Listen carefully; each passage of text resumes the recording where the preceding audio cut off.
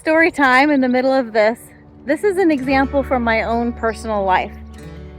3 years ago to this month, I was really struggling with something that was affecting my marriage. And I've been married for almost 30 years. It's been a good marriage by and large, but everyone knows that marriages have difficult times, difficult seasons, and difficult areas. And we were definitely in a difficult season. And God had directed me to go to a counselor. He had told me that if I went to a counselor, it would be a fast track for some things that he wanted to do in my life. And I'd never gone to a counselor before, but I heard him quite clearly tell me this, and I said, okay. And so I asked him to show me who to go to. I did. And in the middle of one of the counseling sessions, she had asked some questions. They're great at asking questions, sometimes hard questions that we need to have asked. And God definitely used her that way. But her questions had caused me to describe and tell her about some thought processes that I had, that I was aware that I had them because it affected almost every part of my life, but I had never articulated it before. And something about articulating those thought processes in my mind, it did something. And the next day I was out here walking on the same stretch of road, and God just brought that up to me again. And I was talking with God about that.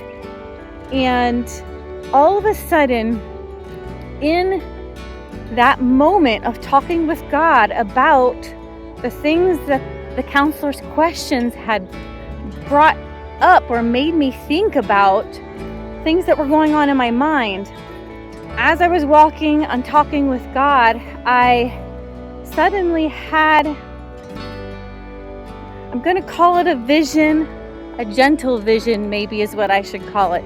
It was not a vision like the Bible depicts John having a revelation and Isaiah and Ezekiel having, where the heavens opened and everything fading away and that sort of thing. It was not that kind of a vision. It was a mental image that was suddenly in my mind before me that I knew I had not created.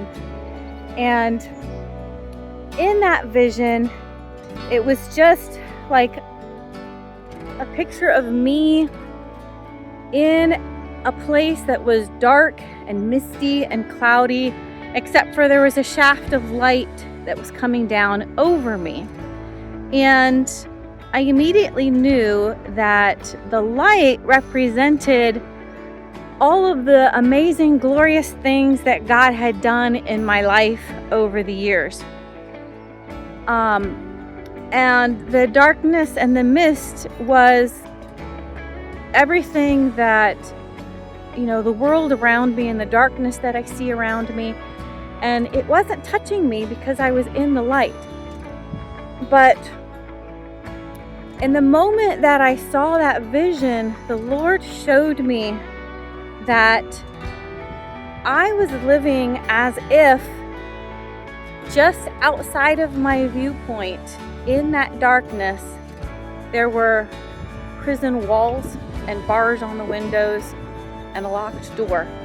I was living that way in my mind. This mental process, this mental state that I had discovered I was in all the time. Basically, it was thought processes that were leading me to live a part of my life with my husband as if I was in a prison cell, that I was living in fear over something that didn't exist. Because the minute I saw that picture, and the minute that God, actually the second that God showed me all of this, this is taking me several minutes to try to describe it, but when God showed it to me, it was boom, instantaneous, all at once. And I saw that I was living as if there were prison walls and bars just outside of that little space of light that I was sitting in, because it wasn't like I was moving or whatever. And but they weren't there, because the minute I saw this, I knew, the scripture verse, whom the Son, Jesus, sets free is free indeed. There is no prison. Jesus declares freedom. The minute I saw that, I knew there wasn't prison walls and bars in that darkness. I was just living as if there was.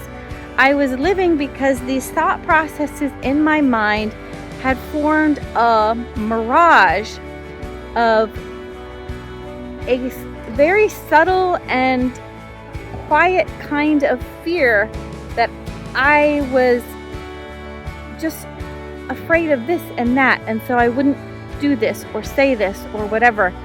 And I immediately saw it was all in my head.